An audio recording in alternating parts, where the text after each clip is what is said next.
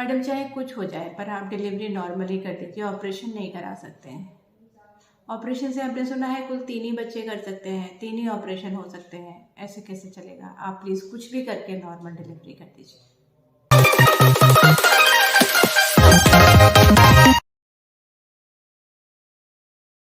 Hello friends, नमस्कार। कैसे हैं आप सब? मैं उम्मीद करती हूँ आप सब बहुत अच्छे हैं और अपनी सेहत का पूरा ध्यान रख रहे हैं। मैं हूँ डॉक्टर सोनल और ओजस हेल्थ केयर में हम बात करते हैं महिलाओं की हेल्थ से जुड़ी हुई प्रॉब्लम्स के बारे में और उनके कुछ बहुत ही छोटे और सिंपल सॉल्यूशंस के बारे में। और मेरी कोशिश होती है कुछ ऐसे सिंपल हेल्थ टिप्स आपके साथ शेयर कर सकूँ जिससे आप अपनी हेल्थ का बेहतर ध्यान रख सकें। वीडियो अगर आपको अच्छा लगे तो लाइक और शेयर करना मत भूलिए और अगर अभी तक आपने चैनल को सब्सक्राइब नहीं किया तो ज़रूर से इसे सब्सक्राइब कर लीजिए। और आज का टॉपिक बहुत ही इंटरेस्टिंग होने वाला है, तो वीडियो को एंड तक ज़रूर देखिएगा। आज हम बात करने वाले हैं कि किसी भी महिला के यूट्रस पर कितने सिजेरियन सेक्शन किए जा सकते हैं और किसी भी सिजेरियन सेक्शन के बाद अगला सिजेरियन सेक्शन होने की अगर नौबत आती है तो उसमें क्या क्या रिस्क रहते हैं और कौन से ऐसे फैक्टर्स हैं जिनका ध्यान रखकर इस रिस्क को हम कम कर सकते हैं। तो आइए शुरू करते हैं। सबसे पहले बात जो किसी भी सिजेरियन के समय किसी महिला के या उसके परिवार वालों के दिमाग में आती है कि सिजेरियन सेक्शन से डिलीवरी जो हो सकती है वो ज़्यादा से ज़्यादा 2 या 3 डिलीवरी हो सकती है। तो अगर सिजेरियन सेक्शन हो जाएगा तो आगे बच्चों के जो नंबर है वो हमें फिक्स रखना पड़ेगा, हम बहुत ज़्यादा बच्चे नहीं कर सकते हैं। दूसरी बात आती है कि क्यों सिजेरियन सेक्शन के बाद अगले सिजेरियन सेक्शन में इस बात की बहुत ज़्यादा महत्वपूर्णता होती है कि पहले वाला सिजेरियन सेक्शन कैसे किया गया है, कहाँ पर किया गया है और उसकी रिकवरी कैसी रही। और तीसरे नंबर पर किन बातों का ध्यान रखकर हम ये इंश्योर कर सकते हैं कि सिजेरियन सेक्शन का जो स्कार होने वाला है वो अच्छी क्वालिटी का हो ताकि भविष्य में आगे चलने वाली जो प्रेगनेंसीज हैं उनमें कोई बुरा असर इसकी वजह से सिजेरियन सेक्शन की वजह से ना हो। तो आइए शुरू करते हैं। सबसे पहले एक छोटा सा ब्रीफ आपके साथ शेयर करना चाहती हूँ सिजेरियन सेक्शन के बारे में। सिजेरियन सेक्शन एक ऐसा प्रोसीजर होता है जिसके द्वारा अगर किसी महिला की नॉर्मल डिलीवरी किसी भी कारण की वजह से संभव नहीं हो पा रही है तो पेट पर एक चीरा लगाकर बच्चे को बाहर निकाला जाता है, जिसको कि सिजेरियन सेक्शन कहा जाता है। सिजेरियन सेक्शन के जो स्टेप्स होते हैं उसमें सबसे पहले एक इंसिजन आता है, एब्डोमिनल वॉल या स्किन पर इंसिजन लगाया जाता है। उसके बाद कुछ स्किन की लेयर्स होती हैं, एंटीरियर एब्डोमिनल वॉल की लेयर्स होती हैं, उनको कट करके यूट्रस तक पहुंचा जाता है। यूट्रस में एक इंसिजन लगाया जाता है यूट्रस के लोअर सेगमेंट में और बच्चे को डिलीवर करने के बाद बच्चे का प्लेसेंटा निकालने के बाद उस सारे इंसिजन्स को रिपेयर किया जाता है और आमतौर पर सिजेरियन सेक्शन की जो रिकवरी है वो 1 से 2 महीनों में कंप्लीट हो जाती है। नॉर्मली जो स्टिचेस अप्लाई किए जाते हैं वो जो सबसे ऊपर वाली लेयर पर स्किन पर जो स्टिचेस होते हैं वो सॉल्युबल स्टिचेस होते हैं जो कि टाइम के साथ खुल जाते हैं। और एक और इम्पॉर्टेंट बात जो सिजेरियन के साथ महिलाएं पूछती हैं, क्या अगले सिजेरियन में यही वाला स्कार खुल जाएगा या कोई दूसरा इंसिजन लगाना पड़ेगा।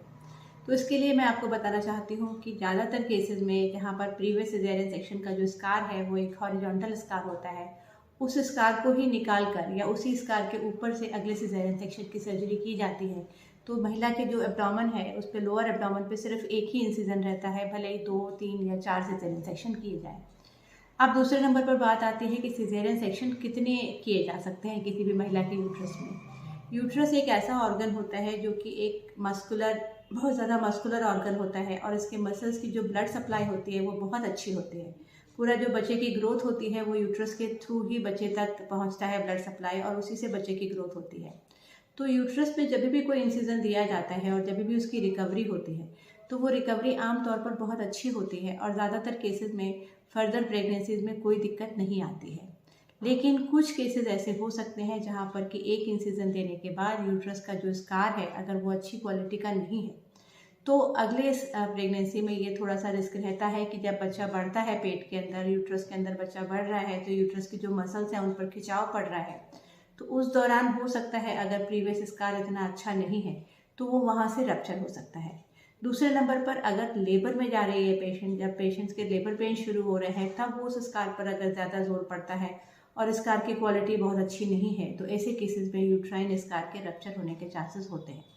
आजकल जो स्कार ज़्यादातर यूज़ किया जाता है वो उसको कहते हैं लोअर सेगमेंट सिजेरियन सेक्शन और ऐसे केसेस में जो रप्चर के इंसिडेंसेस होते हैं वो 1% से भी कम होते हैं। यानी कि अगर 100 महिलाओं में प्रीवियस सिजेरियन के बाद प्रेगनेंसी आ रही है तो 100 में से या 200 में से एक प्रेगनेंसी में रप्चर होने के इंसिडेंसेस देखे जाते हैं। अब बात करते हैं ऐसे कौन से फैक्टर्स हैं जो कि स्कार की इंटीग्रिटी या मजबूती को डिसाइड करते हैं। सबसे ज़्यादा इंपॉर्टेंट फैक्टर इसमें होता है कि अगर स्कार की जो क्वालिटी है, जो इंसिजन को रिपेयर किया गया है, उसकी क्वालिटी अगर अच्छी है, उसमें टिश्यू की हैंडलिंग का बहुत अच्छा ध्यान रखा गया है, अच्छा सुचर मटेरियल यूज़ किया गया है और जो लेयर्स हैं उनकी अप्रॉक्सीमेशन को बहुत अच्छे से केयरफुली किया गया है, तो ऐसे केसेस में स्कार रप्चर के चांसेस बहुत कम होते हैं। एक और फैक्टर जो इसको डिसाइड करता है वो डिसाइड करता है कि मदर की जनरल कंडीशन कैसी है। अगर बाय चांस मदर एनीमिक है, वीक है या उसकी जो रिकवरी फेज़ है उसके दौरान कोई इन्फेक्शंस अगर मदर को हुए हैं, तो ऐसे केसेस में जो स्कार की इंटीग्रिटी होती है वो थोड़ी कमज़ोर हो सकती है या वीक हो सकती है। तो इस बात का बहुत ज़्यादा ध्यान रखें कि जब भी आप अपने डॉक्टर को सेलेक्ट करें जो कि आपकी सर्जरी करने वाले हैं, तो डॉक्टर की क्वालिफिकेशन के लिए विशेष आपको अलर्ट रहने की ज़रूरत है कि अच्छे डॉक्टर से ही आप सर्जरी कराएं, जिससे कि आप ये इंश्योर कर सकें कि अगली प्रेगनेंसी में जो यूट्राइन स्कार है वो अच्छा और हेल्दी होगा और उसके रप्चर होने के चांसेस कम होंगे। और दूसरे नंबर पर ये ध्यान रखें कि जो मदर की हेल्थ है वो बहुत अच्छी रहे, मदर का न्यूट्रिशन बहुत अच्छा रहे, उसे किसी भी इन्फेक्शन की पॉसिबिलिटी से बचाया जा सके, जिससे कि जो स्कार की क्वालिटी है वो अच्छी हो सके। अब आखिरी में बात करना चाहते हैं कि कितने सिजेरियन सेक्शन एक यूट्रस पर किए जा सकते हैं। आमतौर पर आजकल जैसे ही पॉपुलेशन वर्ल्ड की बढ़ रही है तो सभी लोग 2 या 3 ज़्यादा से ज़्यादा बच्चे करना प्रेफर करते हैं, लेकिन कभी कभी कुछ केसेस में बाई चांस अगर किसी बच्चे की डेथ हो गई है, बच्चे में कोई प्रॉब्लम है या कभी कभी पैदा होने के बाद बच्चे में कोई प्रॉब्लम आ गई है, तो कभी कभी कपल्स डिसाइड कर सकते हैं कि उन्हें 2 के बाद तीसरा या चौथा बच्चा करना पड़ रहा है। तो ऐसे केसेस में 4 सिजेरियन सेक्शंस तक किए जा सकते हैं। तो इसलिए सिजेरियन सेक्शन एक बहुत ज़्यादा कॉमनली की जाने वाली सर्जरी है, लेकिन इस बात का ध्यान रखें कि आप अपने डॉक्टर को बहुत अच्छे से केयरफुली चूज़ करें ताकि आपका जो सिजेरियन सेक्शन का स्कार हो उसकी अच्छी क्वालिटी को इंश्योर किया जा सके। और दूसरे नंबर पर यह ध्यान रखें कि मदर की हेल्थ रिकवरी के दौरान बहुत अच्छी रहे, जिससे कि जो स्कार की क्वालिटी है वो बेहतर रह सके।